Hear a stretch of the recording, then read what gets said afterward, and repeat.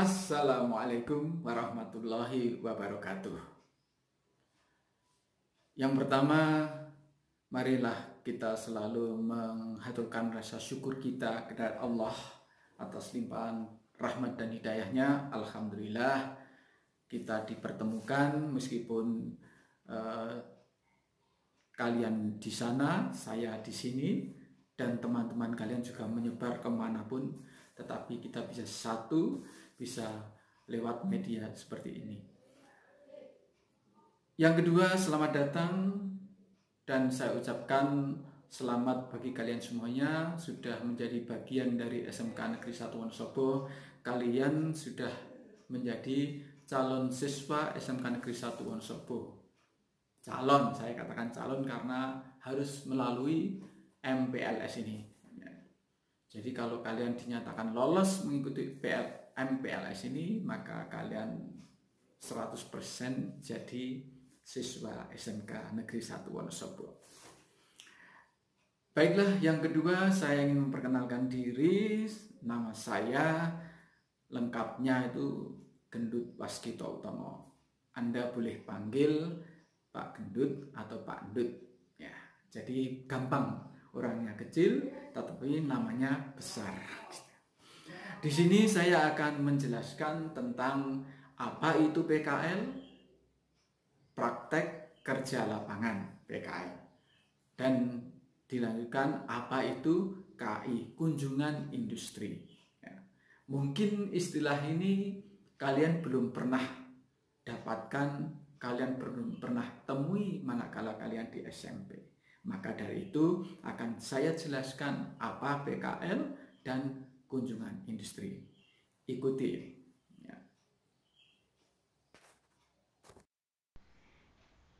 Baiklah, yang pertama saya ingin menjelaskan tentang praktek kerja lapangan. Anda sekalian, SMK, pembelajaran di SMK itu ada dua, yaitu pembelajaran di sekolah dan pembelajaran di dunia usaha atau dunia industri yang disingkat DUDI. Oleh karena itu, PKL merupakan kegiatan pembelajaran yang dilakukan di DUDI atau lapangan kerja lain untuk penerapan, pemantapan, dan peningkatan kompetensi. Jadi, kompetensi yang didapatkan di sekolah itu diterapkan untuk praktek kerja di lapangan atau di dunia usaha, dunia industri. Sehingga di situ ada keseimbangan antara pembelajaran teori dan pembelajaran praktek. Sehingga kompetensi mana yang diperlukan oleh DUDI itu apakah sudah masuk di dalam kurikulum di sekolah yang diajarkan di sekolah. Nah, ini penting sekali, penerapan sekaligus pemantapan kompetensi yang dimiliki selama belajar di sekolah kemudian diaplikasikan untuk praktek di DUDI.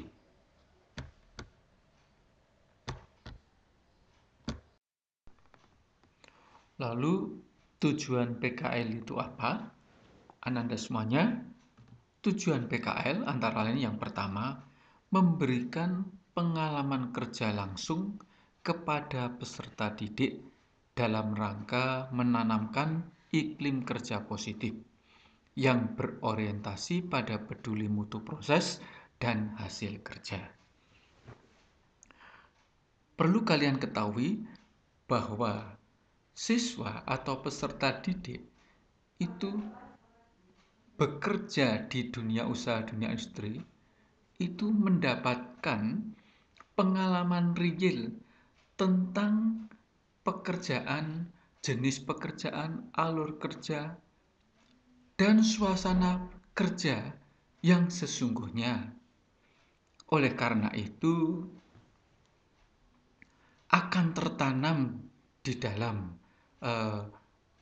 peserta didik, di dalam pikiran peserta didik itu bahwa oh bekerja itu seperti ini toh, oh bersikap itu seperti ini, oh menyelesaikan pekerjaan ini seperti ini. Itu merupakan pengalaman yang luar biasa yang didapatkan ketika melakukan praktek kerja di DUDI. Yang kedua, yaitu memberikan kesempatan kepada peserta didik untuk membangun dan mengembangkan kepribadiannya yang berkarakter. Anak-anak semuanya, bahwa di dalam praktek kerja secara real di Dudi itu, di dalam diri siswa akan terbangun kepribadian, antara lain pribadi yang bertanggung jawab. Kenapa? Karena di dalam praktek kerja itu siswa diperintahkan dan diberi pekerjaan untuk menyelesaikannya dalam jangka waktu tertentu, itu mendapatkan target yang harus diselesaikan itu seperti apa. Nah, ini akan membentuk karakter tanggung jawab, amanah, sekaligus disiplin.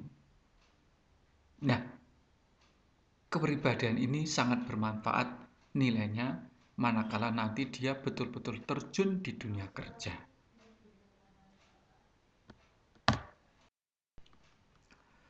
Dan yang ketiga, tujuan PKL adalah menanamkan etos kerja yang tinggi bagi peserta didik untuk memasuki dunia kerja sesuai tuntutan pasar kerja global. Anak-anak semuanya, di dunia usaha, dunia industri tersebut, siswa kan mendapatkan pengalaman.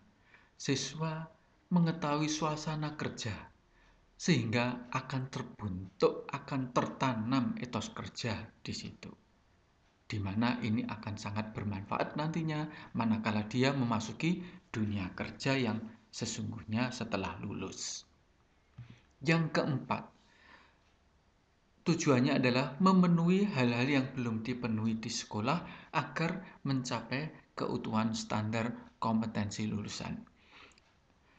Di sekolah, siswa mendapatkan teori kompetensi yang dibutuhkan di dunia usaha dan dunia industri. Tetapi sekali lagi, bahwa kompetensi yang didapatkan itu belum lengkap kalau dia belum melihat dunia nyata, dunia kerja nyata. Maka di Dudi itu dia mendapatkan kompetensi, mendapatkan kemampuan, mendapatkan informasi yang mana itu akan melengkapi keutuhan dari kompetensi yang diharapkan. Sehingga sekali lagi bahwa hal-hal yang kurang akan bisa dipenuhi manakala dia bekerja praktek di dunia usaha, dunia industri. Selanjutnya, apa manfaat PKL? Manfaat PKL adalah meningkatkan sekaligus mengaplikasikan ilmu atau kompetensi yang diperoleh di sekolah. Jadi dengan PKL itu kompetensinya akan semakin meningkat.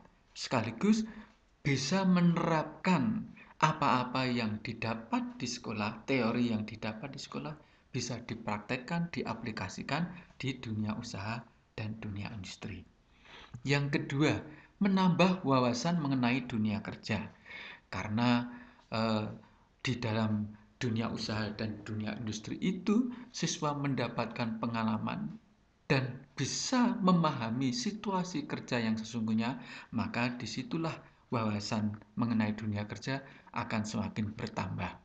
Yang ketiga, yaitu memperkuat kemampuan produktif sesuai dengan kompetensi keahlian yang dipelajari. Anak-anak semuanya, di dalam SMK itu nanti kita akan mendapatkan pelajaran-pelajaran produktif. Artinya pelajaran yang concern pada program keahlian masing-masing. Disitulah namanya itu kemampuan produktif. Nah, ini akan bisa diperkuat manakala itu siswa peserta didik itu mendapatkan kesempatan untuk praktek di dunia kerja dan dunia industri. Yang keempat, yaitu manfaatnya adalah memperkuat kepribadiannya yang berkarakter sesuai dengan tuntutan nilai-nilai yang tumbuh dari budaya industri. Seperti yang saya jelaskan sebelumnya, bahwa dengan dengan PKL itu kepribadian siswa itu akan tertanam, karakternya akan nampak karakter kepribadian yang bertanggung jawab, disiplin, tepat waktu, amanah, tanggung jawab, dan seterusnya.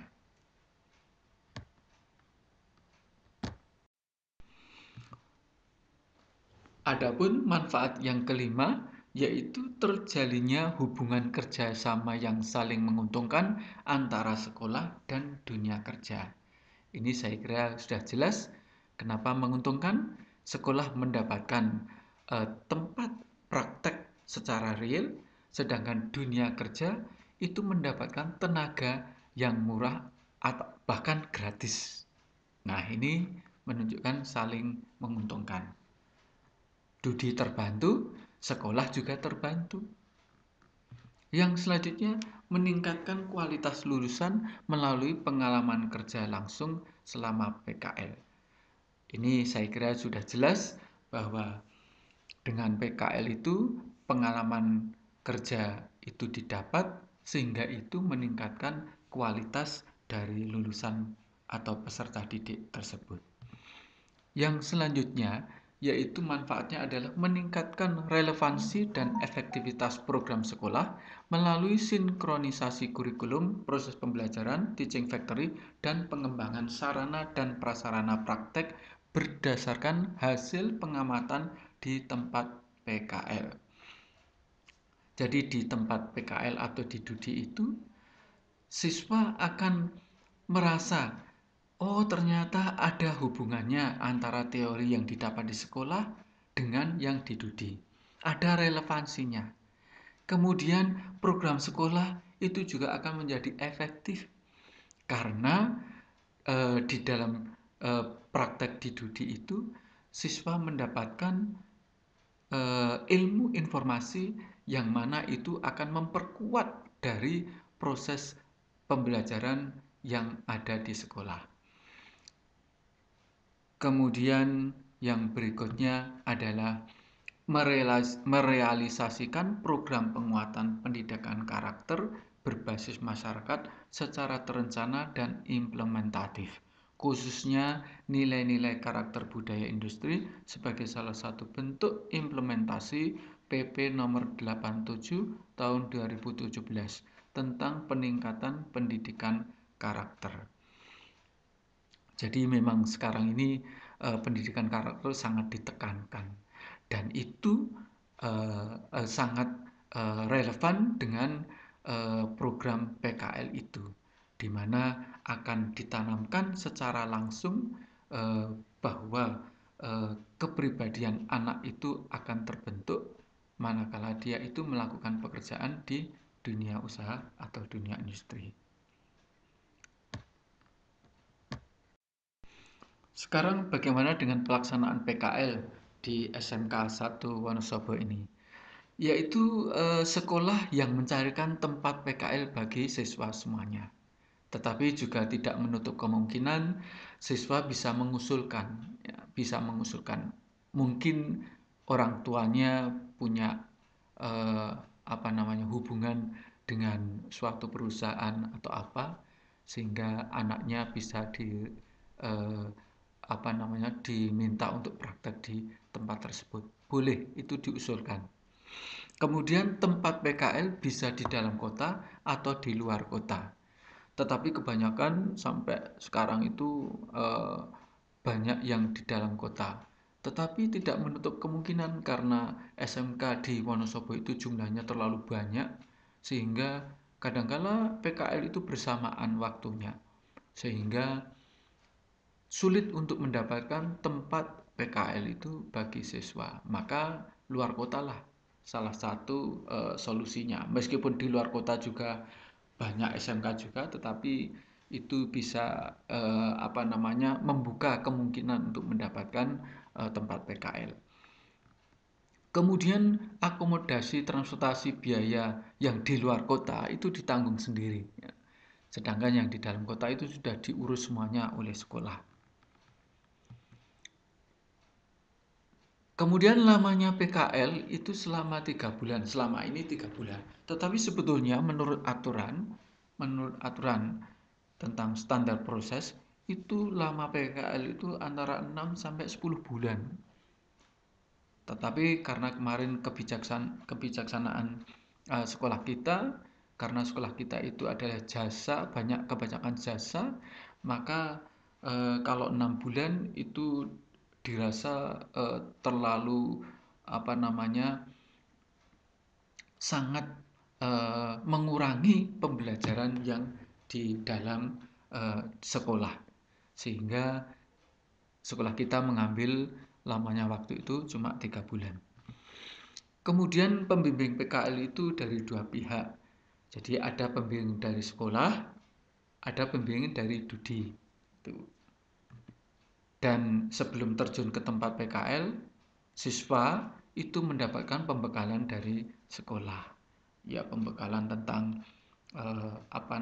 sikap, tentang perilaku, dan tentang hal-hal mengenai pekerjaan yang akan dilakukan di tempat Dudi tersebut. Kemudian selama siswa PKL itu ada monitoring, ada inspeksi atau ada yang menengok ke tempat Dudi itu, dan itu dilakukan minimal 3 kali selama PKL itu, yaitu di awal waktu penerjunan, kemudian pertengahan PKL biasanya, dan yang ketiga yaitu pada waktu akan menarik siswa untuk kembali ke sekolah. Kemudian setelah PKL dilaksanakan, itu siswa wajib membuat laporan PKL. Harus itu, tidak boleh tidak. Nah, laporan PKL itu nanti digunakan untuk pengujian. Jadi ada ujian PKL, yang mana yang terakhir adalah dari ujian tadi, kemudian juga selama praktek itu ada nilai PKL. Nilai PKL ini diambilkan berdasarkan penilaian dari pembimbing di dunia usaha, dunia industri, dan juga penilaian dari pihak sekolah. Nah, berikut ini saya sampaikan foto-foto kegiatan PKL.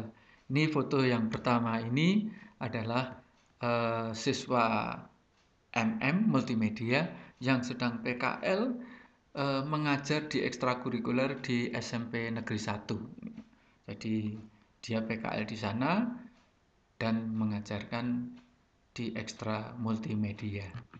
Kemudian ini PKL di toko Bavaria, jadi di toko komputer Bavaria.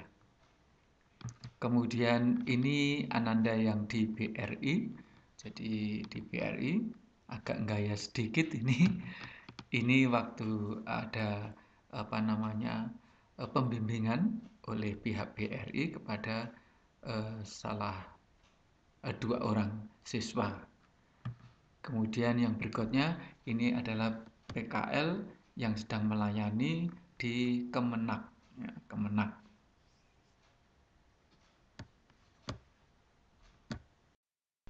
Selanjutnya saya sampaikan juga ini foto kegiatan ujian PKL. Kadangkala ujian itu secara individual, satu persatu seperti gambar ini. Kadangkala juga bisa berupa 2 orang sekaligus setiap ujian. Ini juga 1 orang, ini 2 orang. Ya, paling banyak 3 orang. Paling banyak 3 orang. Nah, demikian tentang PKL Ananda semuanya. Selanjutnya kita akan lanjutkan penjelasan tentang kunjungan industri. Sekarang kita masuk pada penjelasan tentang kunjungan industri atau disingkat KI. Sebetulnya kalau menurut saya tidak hanya namanya kunjungan industri, tetapi juga usaha. Jadi sebetulnya harusnya kunjungan dunia usaha atau dunia industri, karena tidak hanya industri dok. Ya. Kunjungan industri itu merupakan salah satu program pendidikan yang berusaha membentuk generasi masa depan untuk mengenal dunia kerja. Sekali lagi, mengenal dunia kerja, budaya dunia usaha, dunia industri, dan disiplin kerja. Ini jadi jelas, jadi hanya mengenal, tidak bekerja, tapi hanya mengenal, melihat bagaimana sih situasi bekerja, bagaimana budaya bekerja di Dudi itu, dan disiplin kerjanya seperti apa. Itu kunjungan industri. Oleh karena itu, tujuannya adalah mengembangkan wawasan siswa terhadap Dudi. Jadi, mengembangkan wawasan, pemahaman siswa terhadap dunia usaha dan dunia industri. Yang kedua, membangun etos kerja yang tertib dan disiplin. Ini sudah jelas. Jadi karena melihat itu akan menimbulkan pengaruh bagi peserta didik itu setelah melihat langsung di tempat usaha atau tempat industri itu akan muncul etos kerja. Kemudian yang ketiga yaitu melihat mesin-mesin atau alat-alat produksi dan peralatan yang ada di dunia usaha dan dunia industri tersebut. Jadi perlengkapan apa, peralatan apa yang ada di Dudi itu. Apakah kita pernah melihatnya? Apakah pernah didapatkan di sekolah alat-alat yang ada di Dudi itu? Kemudian mungkin cara kerjanya, melihat cara kerja dari peralatan atau alat-alat produksi tersebut.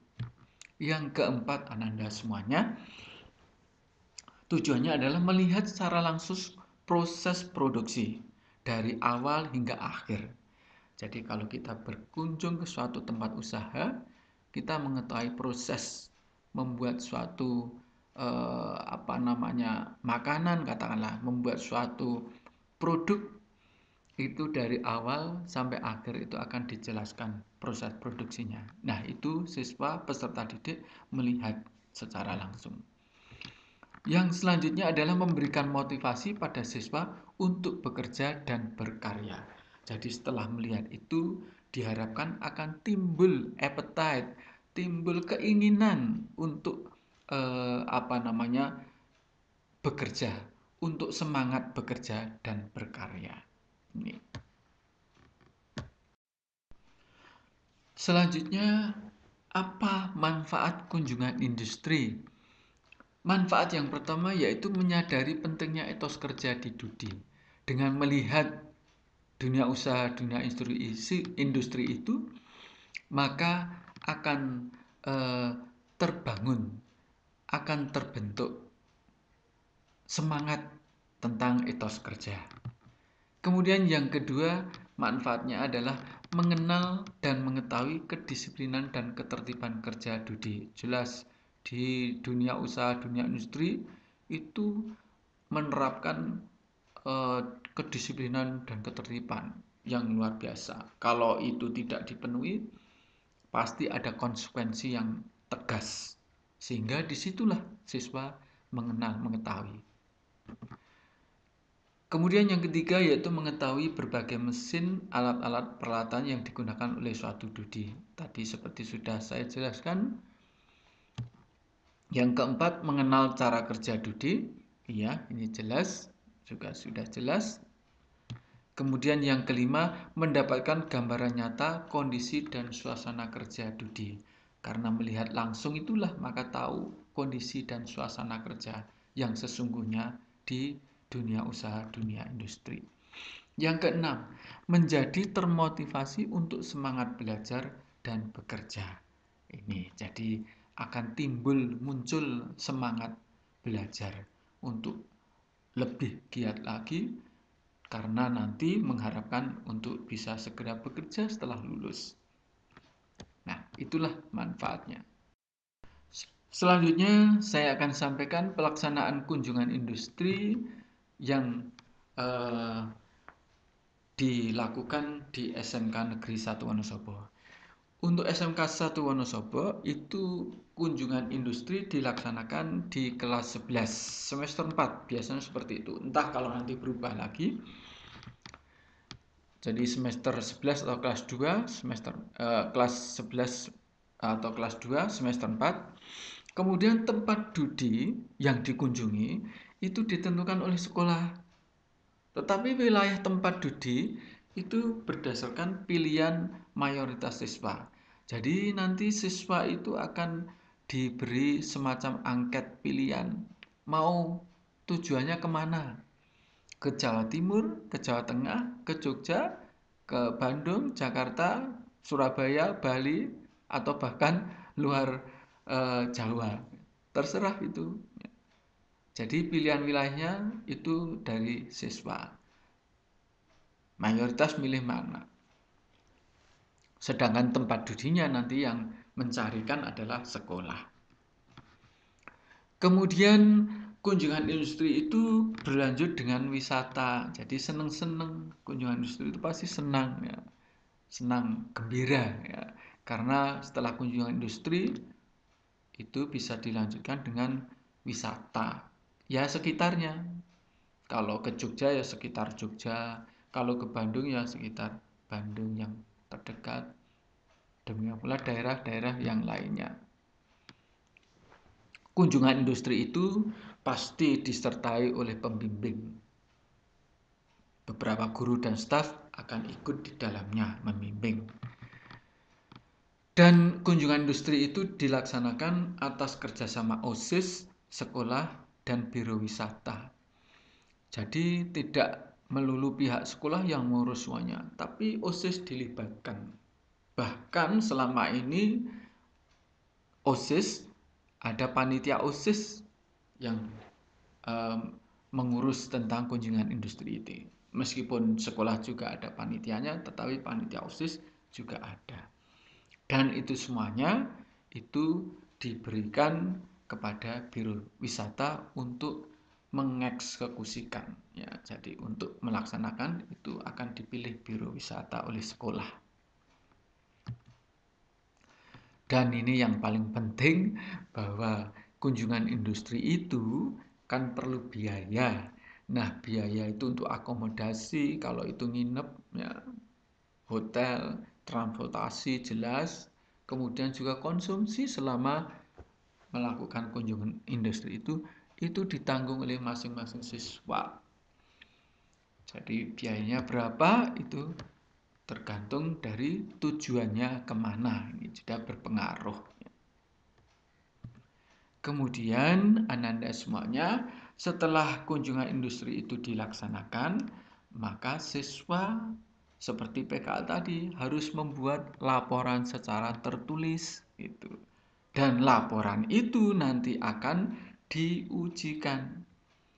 Artinya ada ujian lisan atau wawancara mempertanggungjawabkan hasil laporan yang dibuat oleh siswa.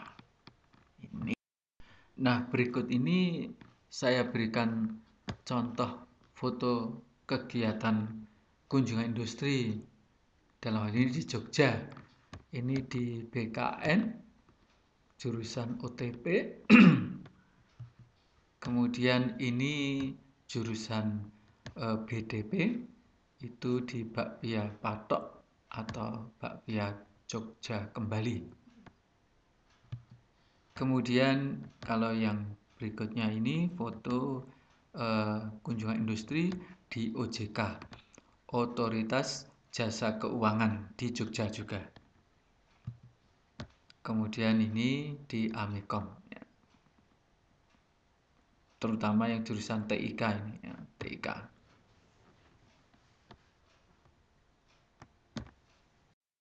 Dan ini contoh foto kegiatan ujian kunjungan industri, yang mana mungkin ujiannya bisa 2 orang, seperti tadi PKL, sekaligus 2 orang diuji.